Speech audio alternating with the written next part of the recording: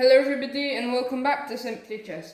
In this video I will be continuing my series on positions with king and one pawn versus a lone king, and this is the second video of my 4-part video series. So if you haven't seen the first one, make sure to click the card in the top right hand corner to visit that video.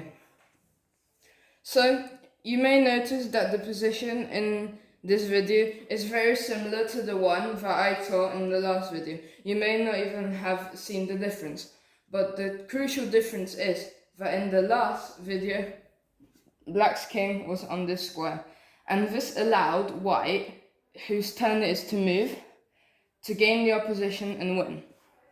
But if it was black's turn to move, black could gain the opposition and draw.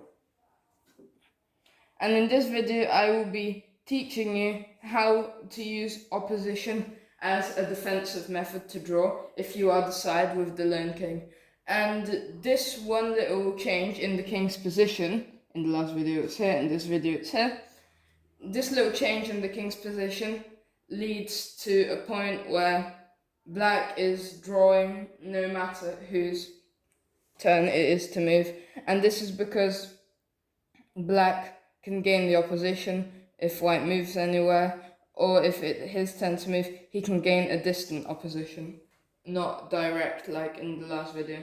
And remember, the goal of this video series is to teach you how to evaluate the king and pawn versus king positions that you reach in your own games, so you can know whether one side is winning or whether the game is in fact a draw.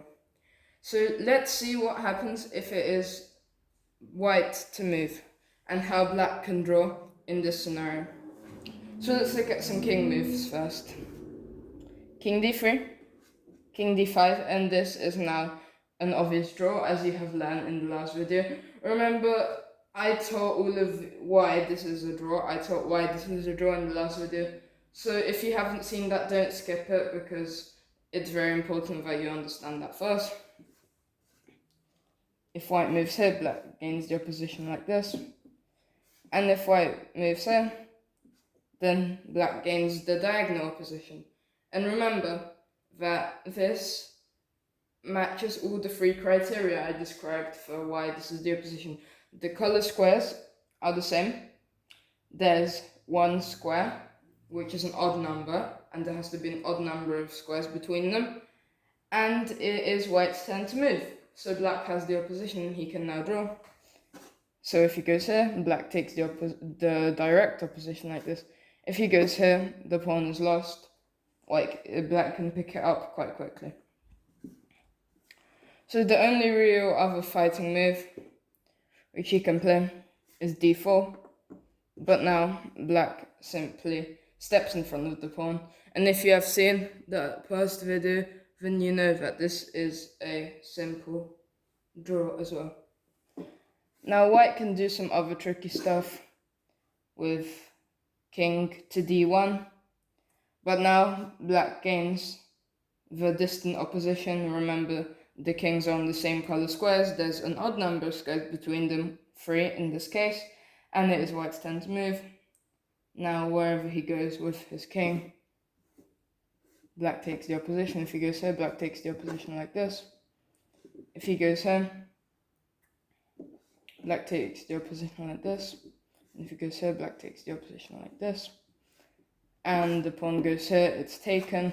And the pawn goes here, black simply advances. And you may be thinking, because this is a drawn position, but you may be thinking that after king d2, white now has the opposition. But this turns out to be false, because after king d5, white can no longer maintain that position, and the opponent will gain the opposition. So going back to our initial position, how can we draw if it is black to move here? And by now you should have quite a solid foundation of these endgames with a king and pawn versus king.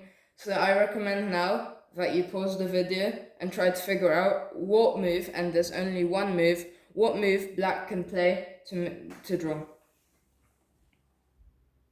Okay, so if you fought for longer than 3 or 4 minutes, you surely have found the only move, king e6. And this simply gains the distant opposition. Now, wherever white goes forward with his king, black will gain the opposition if he goes backwards. If he goes backwards, actually I'll show that.